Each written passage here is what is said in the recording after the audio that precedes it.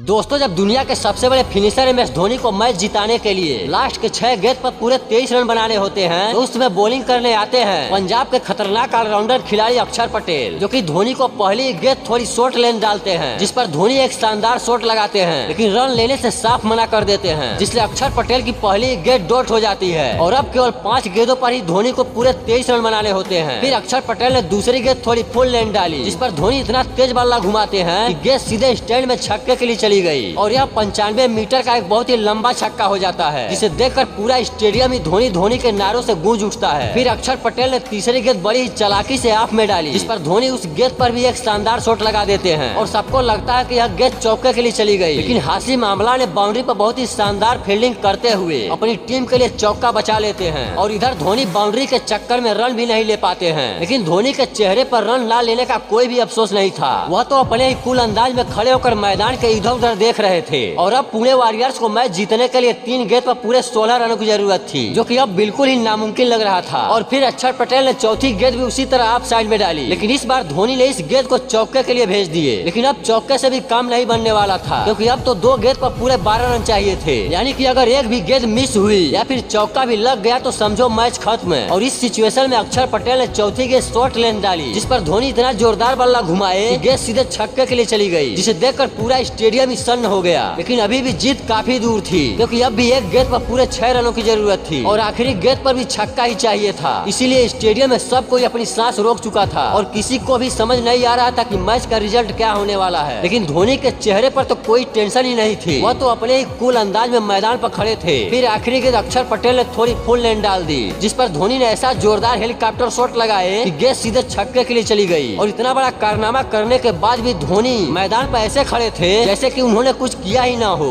और इधर पूरे स्टेडियम में बैठे लोगों को तो यह यकीन ही नहीं हो रहा था कि कोई ऐसा कारनामा कैसे कर सकता है। सच में ऐसे महान फिनिशर के लिए एक लाइक और एक प्यारा सा कमेंट तो बनता है।